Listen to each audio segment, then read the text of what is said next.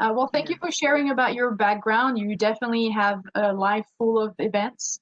However, the reason that we're talking to you today has to do with something a little bit more personal to your life currently, and it has to do obviously with how you're growing your own food. And we do Right. want to talk today about your experience and your expertise so that hopefully people can learn a few things and get motivated to gain some ownership over their own eating habits and over how they can actually grow food on their own, whether you have a backyard or a front porch. There's always a little something that you can do. So thank you again for coming to talk to us about it. I know that I wanted to start with just a general question of letting you kind of dive in and explain how you got into gardening. I know you mentioned that your parents have taught you a lot of things about that. So I was wondering what you would want to share basically about uh, where you get your food from and how do you organize, what do you grow, what do you buy, and what's the reasoning behind all that. Okay, thanks for this question. To be honest, my love of vegetables and fruit goes back to my parent because of their background, they were keen on preparing the food and the vegetables. So I grew up knowing that all the vegetables, I know how to cook the vegetables, I know how to grow the vegetables. And my mother used to, even in the refugee camp, because at the beginning the life was really too tough. I remember her planting tomato Mm-hmm. in front of the house, tomato, and the smell of the tomato, the smell of the vegetables really always drew me. Mm-hmm. So now I plant in the summertime. I always plant cucumber. I love cucumber, and I love tomatoes, especially to pick it up, the smell of it. And to me, I cannot consider myself, I won't consider myself as an expert, but due to my background, my mother used to teach me how to uh, recognize good vegetables from bad. And at the same time, she was so keen on not wasting anything, especially precious. If we have, for example, a piece of tomatoes, section of it black, she would just cut it and cook it. Mm-hmm. Cut the black one and cook it with the garlic and onion. And I had that. I still use it, and I still use the same method. To me, nothing bad goes to waste unless it's really rotted. So, Right. and sometimes I grow beans, green beans. Mm-hmm. I love green beans, especially when you pick it up. It's so tender and tasty. So the vegetable that I can grow mostly is tomato, cucumber, and beans. And I love herbs. I always grow herbs, basil and tarragon and thyme, Mm-hmm. Do because you I grow it use them a lot. inside? Pardon me? I'm sorry, I interrupted you. I wanted to ask if you grow the herbs inside or outside with the other vegetables. No, no. In the summertime, always outside, always, because the mint, it does not have the same taste, or the basil doesn't have the same taste if you grow it inside, because it needs the chlorophyll, it needs the sun, it needs the temperature. Uh, Even if you put a special light for the plants, it doesn't give you the same smell and the same taste. So Mm-hmm. in the summertime, I grow it, and believe it or not, again, that's from my mother. I will cultivate, for example, the basil, the tarragon, and the thyme, and dry it and use it for winter. Right? Mhm. Because I consume a lot of thyme and tarragon and basil, especially on salads and sometimes when I fry eggs and things like that. I would love to have chicken because my mother used to grow chicken and rabbits and all of these things for meat consumption. Mhm. But since I live in a city, I can't. I would love to have my fresh eggs and you know, my fresh meat. But in Amman, we have you know, a few acres basically, based on that. It's basically olive trees, olive groves, but we plant something like bell pepper, tomatoes, okra, cucumber, and regular pepper, and sometimes beans. And there are some, let's say, um, let's say, I cannot, from vegetables in the spinach, yet not spinach family, but it's cross between spinach and kale.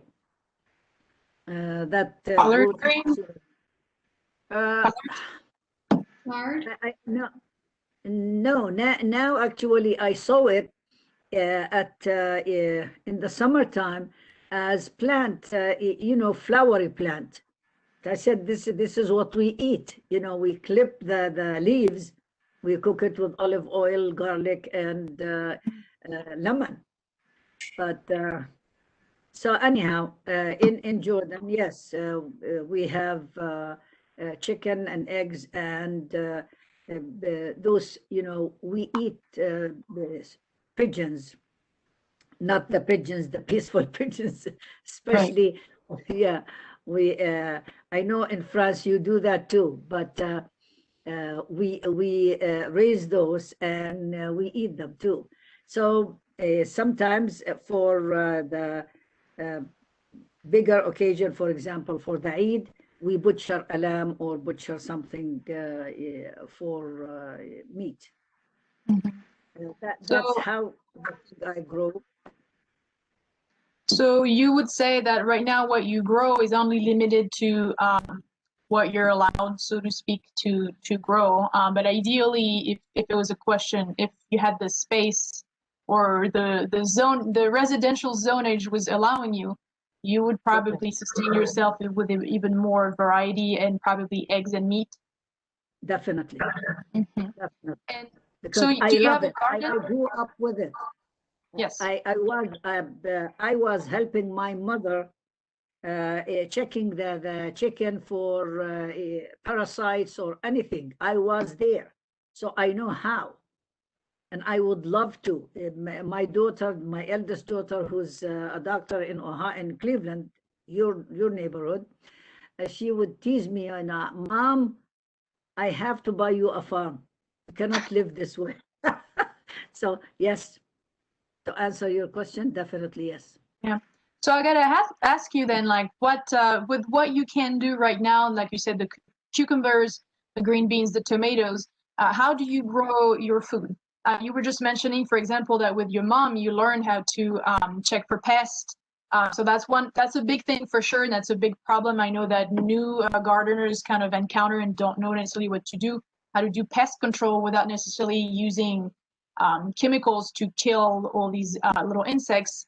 Um, so that's what I'm asking you now. What are all your tricks that you're using to grow your food? Well, now actually the environment is not as in our area is not as bad as you know, in some areas. We don't have that pests so far, but I remember my mother used to have black pepper with water, or sometimes vinegar and black pepper to spray the leaves, because sometimes, since we eat the leaves, so we have to spray the leaves that to eliminate the parasites and insects and things like that. So that's one of the tricks that I remember. And sometimes she would do it manually if there is, you know, a small parasite or something. She would just pick it up and then you know, manually. But Right. keep in mind that the area is very small that you can control. Have a big farm, you need multiple helping hands. Yes. So, what do you do in terms of preserving your soil healthy and throughout the years? Because I'm assuming you have kind of a revolving area that you keep using for your vegetables. How do you keep that healthy and all the nutrients recycling in there naturally? Yes, sometimes I really bring compost, and sometimes I buy a bag of topsoil, mix it with the soil itself, and leave it for example, this year I will grow green beans. Next year I will grow tomatoes, and vice versa, to give the nutrients, to develop the nutrients within the soil itself. Otherwise, the crops would be very weak, and you won't have a good result the way when you leave the land and keep the nutrients for X plant for Y. So basically, you are rotating from one year to the other the plants that you're growing, and I'm assuming you also know which plants are good to follow each other because depending on their nutrient need, what they take from the soil and what they put back in the soil. Correct. Yes. Okay. And one thing, yes, I grew one time potato, and it was excellent. really? And then for me, since I am planting small areas, always, like the old tools, I don't have plows or something. I have those hand tools, and sometimes bigger, like axe and things like that, if I need to uh, do a bigger area. But usually you mentioned the tools. The tools, for me, like hand tools, let's say primitive tools. Let me put it that way. The tools that we know. Yeah. So just little trowels. Well, like you said, you're talking about a small area, and I guess that would be one of your advice to just keep it small and manageable and focus on a few vegetables. Definitely. I think if the family, see, because I live by myself. When my granddaughter was with me, I used to ask her to help me, for example, clean this and clean that, move this and move that. But now she's living on her own, and she's not with me anymore. So what I meant, if the family has more helping hands, for example, the kids and things, they start teaching them how, just the way I grew up.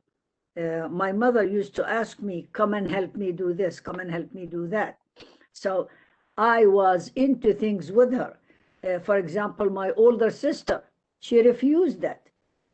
So my knowledge, it's much more than her knowledge in all plants and or how to deal with. When I go visit Jordan, she would tell me to go with the gardener to tell him what to do.